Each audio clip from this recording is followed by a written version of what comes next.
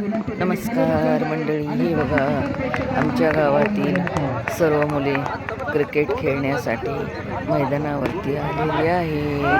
आणि हे बघा ट्रॉफ्यांची लाईन लावलेली आहे.